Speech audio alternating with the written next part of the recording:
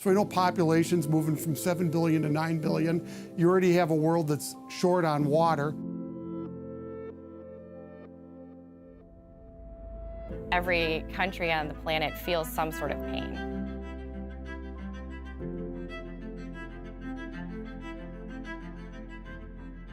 How are we going to feed the world in 2050? What are we going to feed them? Who are we feeding? And how do we drive access, equity, inclusion in that system? So there's billions of pounds of fibrous byproducts that are disposed of every year from food manufacturing facilities. 40% of the food in America goes in the garbage.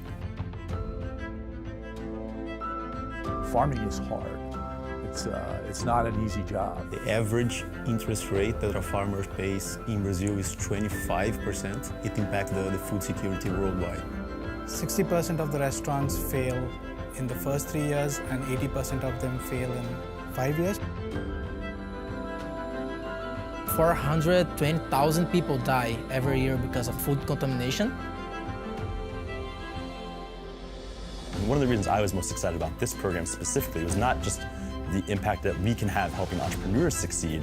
It's also about when we do have that impact with those entrepreneurs, they can impact the world. They are immediately going to have global impact because food impacts everybody. We have solutions to literally global problems that can help feed the world. We've got the technology to not just help people make better food choices, but we've got the technology to help people make better food choices for the planet and themselves. Pepper can cause an impact of, just in the US, of 35 billion across 700,000 locations. And in similar economies, it can cause an impact of 80 billion. How can we improve manufacturing to be greener, to be more efficient? So we want to help smallhold farmers all over the world get more of their product into the food supply chain. By sourcing ingredients from byproducts, we're actually able to reduce food waste and keep this nutrition in the food supply chain. People should be able to invest in their own food, and this is the beginning of how we are going to make it happen in the future. And we have to do it. There's just no other alternative. Either we can stick with old technology and old systems that are keeping us back, or we can push forward to the new generation.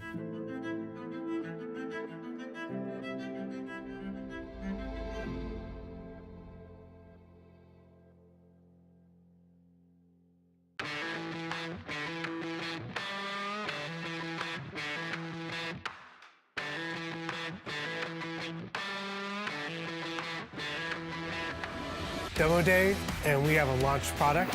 We have almost tripled our customer base. Mission accomplished. IFS had an aha moment sitting literally at the same table with another Techstars startup. Through the intensity of this program, try and build an MVP, build a demo of the products, it was just been absolutely insane, one thing after the other. These companies have worked really, really hard over the last 13 weeks. I love talking to entrepreneurs as they come out of Techstars and ask them what they were thinking when they came into Techstars and how much has changed. We had high expectations, but we still can't believe how much we have achieved. Everything that we were exposed to here in Techstars changed the way that we were seeing the company. What I'm presenting at Demo Day almost literally didn't exist 3 months ago. It was just, at best, an idea in our head. Techstars plus Twin Cities, plus all the 8 companies here, it changed completely my point of view of how to be an entrepreneur. They're going to leave the program not necessarily on a different trajectory that they came in, but on a much accelerated trajectory. Demo Day is really like the exclamation point on this huge sentence we've been building throughout program. I'm excited about Demo Day. I am pumped for Demo Day. Demo day is going to be like, wow. Demo Day gives them the opportunity to become really good at talking about their businesses. The practice pitches get scored out of 10. We actually have to all be at 8 or above to be allowed to actually speak on Demo Day. Part of what they are trying to accomplish by Demo Day is being able to present how they are going to take over the world. They're now going to get up on stage and tell the world what they've done and how much they've gotten done.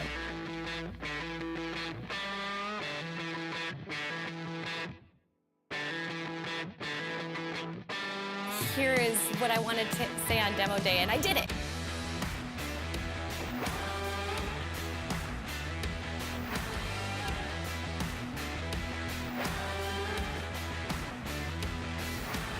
Demo Day is going to be the place where people are going to say, wow, you did that in 13 weeks, so imagine what you're going to do in the rest of the days.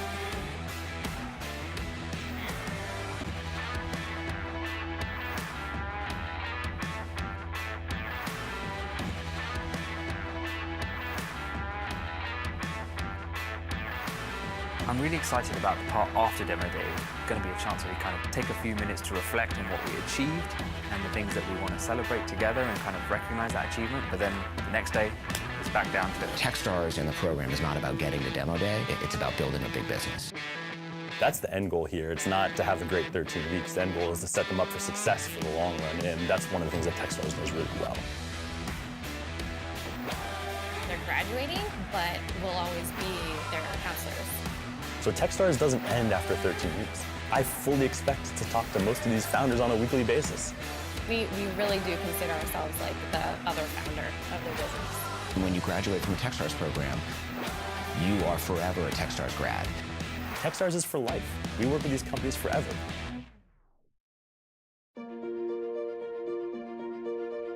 Nine out of 10 companies in this world fail. Techstars, about 9 out of 10 companies succeed. We talked about looking back on the program, but let's talk about what happens to these companies when they exit. They will have the support of Techstars for life. They will now have these lifelong relationships that they made with mentors over the course of the last 3 months. The Techstars chapter is closing. We're really excited about the next chapter. I feel confident to say that we are ready to change the world. And now we're ready to just hit the ground running as soon as we leave the program. This community will now support them and help them. When people come and have this intense experience and they meet their mentors, a decent number of them actually decide that that's where they want to start their business. I am staying in Minnesota. We are going to stay here in town. We are thinking about that, moving our headquarters here. And this area, St. Paul, Minnesota, the Twin Cities in general, it gets inside you and you don't want to leave. And with the access to the help and the access to the talent. You know, we learned during the program that the talent here was incredible, but also everybody's like 1 or 2 generations removed from the farm. I didn't realize just quite how much of an epicenter for my industry that St. Paul and Minneapolis is. One of the real strengths of the Twin Cities is the breadth and diversity of ideas that are coming out of startups. When you have the type of expertise that we have in food and agriculture specifically, we are uniquely positioned to build a world-class ecosystem for innovation and entrepreneurship, and we're going to create it together. The cool thing about entrepreneurship is that it's contagious. When you sit in a room with some of these entrepreneurs,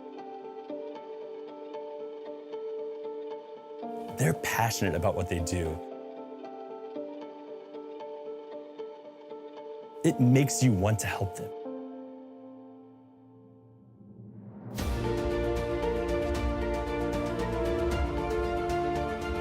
It's this really neat effect that entrepreneurship has on people that very few things I've ever seen do.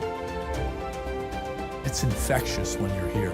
They believe it, they're working towards it. That purpose is what's going to help them all be more successful than others who are attempting the same thing.